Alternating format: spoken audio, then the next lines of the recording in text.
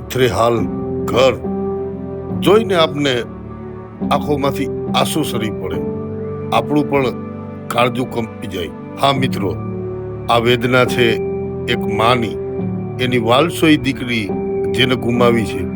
માત્ર 16 વર્ષની નાબાલિક દીકરીને કોણ જાણે, કોણ ભરખી ગયું.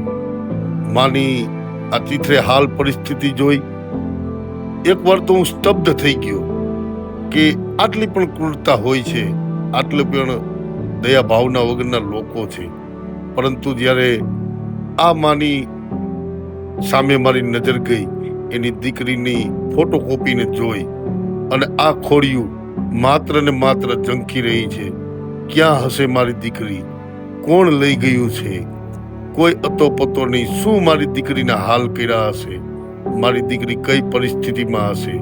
પુત્રીને એક નજર જોવા આ માં છે કેટલો કલ્પાંત કરી રહી. આ દ્રશ્યો મારી નજર સમક્ષ જ્યારે તાજા થયા, મારું પણ એકવાર કાળજું કંપી ગયું કે આ શું આવી પરિસ્થિતિ છે? આ ભારત છે? આ ભારતની પોલીસ છે? આ ગુજરાતની પોલીસ છે?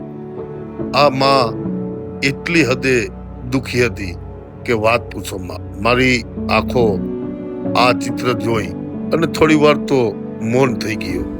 તો મિત્રો, આ છે વેદના એક માની કે ઝંખી રહી છે એની નાબાલિક, હજી ઉંમર પૂરી નથી થઈ એવી દીકરી કે જેને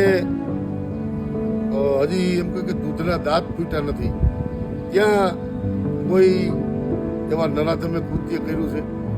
અને આ કૃત્ય શું કરવામાં આવ્યું છે એ પણ કોઈને ખબર નથી. પોલીસ પાસે જઈએ, એક જ જવાબ, તમામ ડોક્યુમેન્ટરી પુરાવો, તમામ ટેકનિકલી પુરાવાઓ પોલીસને આપ્યા છતાં આ માની ફરિયાદ તો લીધી, પરંતુ ક્યાંક ને ક્યાંક મને એવું દેખાય છે કે જાતિવાદની શિકારા બનતી હોય અને એની દીકરીને શોધવામાં પોલીસ નિષ્ફળ થાય છે.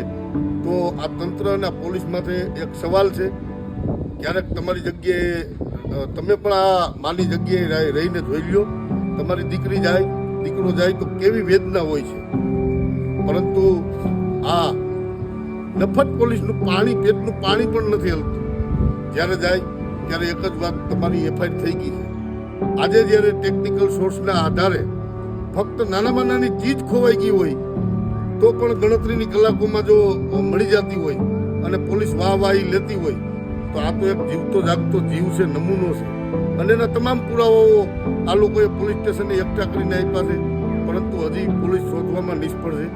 હું જુનાગઢ અને ખાસ કરીને વંથલી પોલીસને ચેતવણી આપું છું કે આગામી 10 દિવસોમાં જો આ માની દીકરી અને આ માને ન્યાય નથી મળ્યો તો આ માને લઈ અને કલેક્ટર કચેરી અને એસપી કચેરી સામે હું ધરણા ઉપર ઉતરીશ, મારી ટીમ સાથે ઉતરીશ.